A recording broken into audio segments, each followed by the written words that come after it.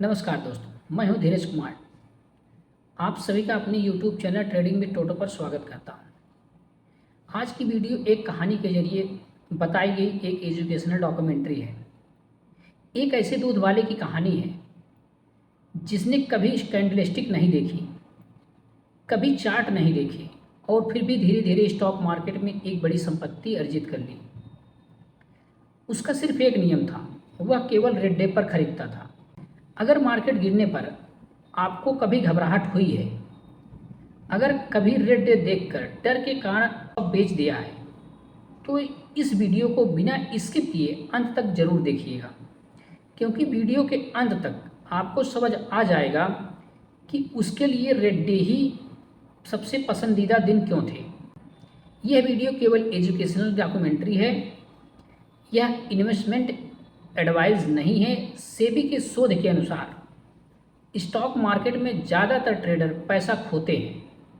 यह वीडियो किसी भी गारंटेड रिटर्न का वादा नहीं करता। किसी भी इन्वेस्टमेंट डिसीजन से पहले रजिस्टर्ड इन्वेस्टमेंट एडवाइज़र की सलाह जरूर लें। चलिए कहानी की शुरुआत करते हैं।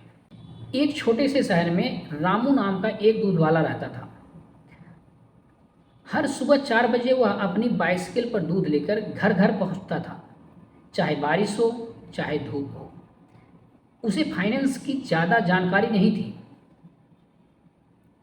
उसे यह भी नहीं पता था कि कैंडलस्टिक क्या होती है, लेकिन वह एक चीज़ बहुत अच्छी तरह से समझता था, क्योंकि उसका दूध का कारोबार उसे यह बात हर दिन सिखाता था। साहब, जब बाजार में दूध की सप्लाई ज़्यादा होती है तो कीमत गिर जाती है, जब दूध कम होता है तो कीमत बढ़ जाती है। लेकिन कीमत गिरने की वजह से गाय दूध देना बंद नहीं करती, कारोबार बंद नहीं होता। वही गाय होती है और वही दूध होता है, वही ग्राहक भी होते हैं, सिर्फ कीमत कुछ समय के लिए ऊपर नीचे हो जाती है। एक दिन मैंने उससे पूछा, रामू भाई, क्या आप स्टॉक मार्केट में भी ट्रेड करते हैं? वह मुस्कुराकर बोला, साहब मैं सिर्फ रेड डे पर खरीदता हूँ। मैंने पूछा, इसका क्या मतलब है, सिर्फ रेड डे पर क्यों? वह बोला, साहब बैठिए, मैं आपको उसी तरह समझाता हूँ जिस तरह मैंने इसे समझा है। जिस तरह किताबों में समझाया जाता है उस तरह नहीं। रामू भाई ने कहा, 6 साल पहले मैंने अपने दूध के कारोबार से करीब 80,000 रुपये बचाए थे। मैं उन्हें इन्वेस्ट करना चाहता था, लेकिन डर रहा था। मैंने अपने मोहल्ले के एक रिटायर्ड स्कूल टीचर से पूछा, जो थोड़ा बहुत ट्रेडिंग करते थे। उन्होंने मुझे एक बात कही, रामू, एग्जैक्ट बॉटम पकड़ने की कोशिश मत करना।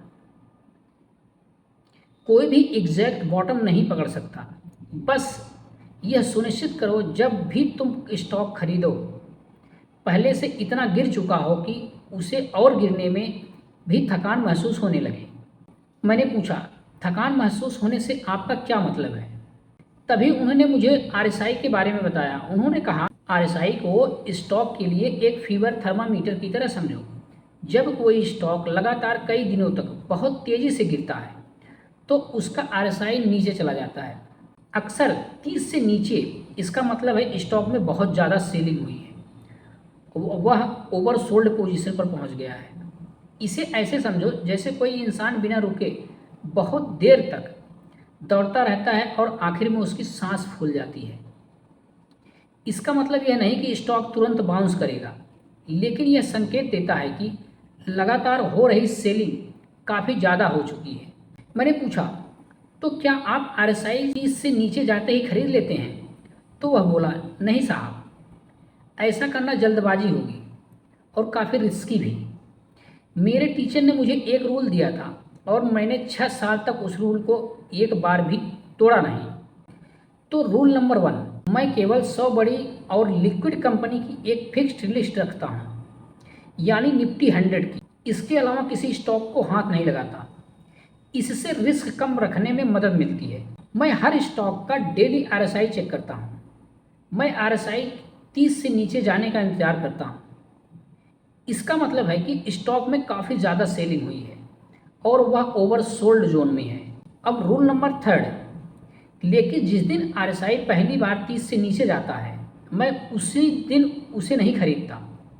मैं उस दिन का इंतज़ार करता हूँ जब स्टॉक रेड क्लोज दे, यानी दिन के क्लोजिंग प्राइस से कम हो और आरएसआई कभी भी 35 से नीचे नहीं हो। यही मेरा सिंगल डे होता है, एक रेड डे और एक ट्राइड आरएसआई। यही वह दिन है जब मैं खरीदता हूँ। मैंने पूछा, लेकिन रेड डे पर ही क्यों? जब आरएसआई 30 तक पहुँच गया था तब क्यों आपने नहीं खरीदा?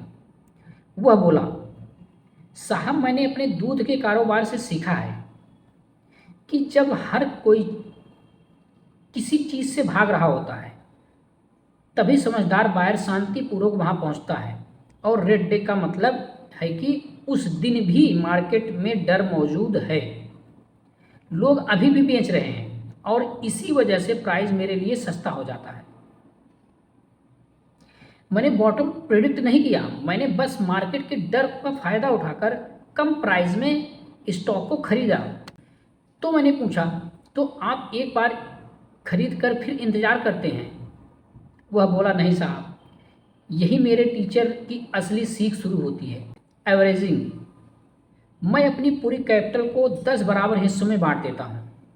मान लीजिए मेरे पास 1,00,000 रुपये हैं, तो मैं इसे 10 बराबर भागों में बांट देता हूँ। पहले रेड प्लस आरएसआई सिग्नल वाले दिन में मैं 10,000 रुपये लगाऊंगा।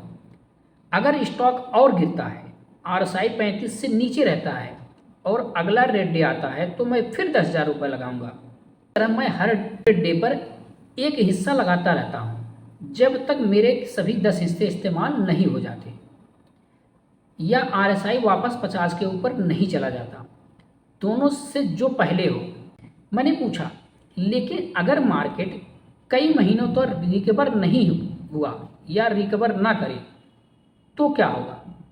वह बोला, तब मेरी एवरेजिंग प्राइस धीरे धीरे नीचे आती है क्योंकि मैं गिरते हुए प्राइस पर खरीदता जाता हूँ। मेरे दूध के कारोबार ने मुझे यह सिखाया है, जब खरीदार कम हो, डर ज़्यादा हो, तब समझदार व्यापारी घबराकर पीछे नहीं हटता, वह सोच समझकर अपनी खरीद बढ़ाता है। मैंने पूछा, और बेचते कब हैं? वह बोला, जब आरएसआई वापस 60 के ऊपर जाता है तो मुझे संकेत मिलता है कि डर का फेस कम हो रहा है और बायर वापस आ रहे हैं। लेकिन मैं सब कुछ एक साथ नहीं बेचता। आरएसआई 60 पर जब अपनी होल्डिंग का 20% बेचता हूँ, आरएसआई 70 और 20 पर बेचता हूँ। बाकी पोजीशन को ट्रेलिंग स्टॉप लॉस के साथ चलने देता हूँ क्योंकि कई बार स्टॉक मेरी उम्मीद से ज़्यादा ऊपर चला जाता है। तो मैंने कहा, रामू भाई, यह स्ट्रेटजी तो बहुत स्मूथ लग रही है, ऐसा समय बताइए जब आप गलत हुए। वह हंसकर बोला, साहब, एक बार मैंने अपना रूल तोड़ दिया था। एक स्टॉक था, मैं उसका नाम नहीं बताऊंगा। मान लेते हैं कि उस स्टॉक का नाम XYZ जो भी रहा हो, उसका आरएसआई 30 से नीचे चला गया था। मैं बहुत एक्साइटेड हो गया और मैंने एक ही दिन में अपने पूरे 10 हिस्से इन्वेस्ट कर दिए, जबकि मेरा असली रूल था कि मुझे अलग अलग रेड डे पर धीरे धीरे इन्वेस्ट करना था। अगले ही हफ्ते उस कंपनी के खिलाफ फ्रॉड इन्वेस्टिगेशन की खबर आ गई थी। स्टॉक करीब 40% और गिर गया। मेरी एवरेजिंग स्ट्रेटजी बेकार हो गई क्योंकि मेरे पास एवरेज करने के लिए कोई भी कैपिटल बची ही नहीं थी। मैंने पहले ही दिन अपनी पूरी कैपिटल लगा दी थी। तो मैंने पूछा, तो आपने इससे क्या सीखा? रामू भाई ने जवाब दिया, मैंने सीखा कि आरएसआई को आपको बता सकता है कि स्टॉक ओवरसोल्ड है, लेकिन आरएसआई यह नहीं बताता कि स्टॉक क्यों गिर रहा है। एवरेजिंग आपको गलत टाइमिंग से बचा सकती है, लेकिन खराब टूट चुके बिजनेस को सही नहीं कर सकती। इसलिए मेरा पहला रूल था कि केवल बड़ी लिक्विड और फंडामेंटल साउंड कंपनी को ही देखना है। आरएसआई एक टाइमिंग टूल है, सेफ्टी टूल नहीं है। अगर बिजनेस ही खराब हो चुका है तो कितनी भी एवरेजिंग कर लो, वह आपको नहीं बचा सकता। और दोस्तों यही वजह है कि वीडियो किसी भी स्टॉक की रिकमेंडेशन नहीं है, यह सिर्फ एक एजुकेशनल एक्सप्लेनेशन है। यह मेथड कैसे काम करता है इस वीडियो में बताया गया है। इस तरह किसी भी स्ट्रेटजी को अपनाने से पहले अपने रजिस्टर्ड इन्वेस्टमेंट एडवाइजर की सलाह जरूर लें और अपने निर्णय अपने विवेक से लें। तो दोस्तों यह रामू भाई की कहानी थी।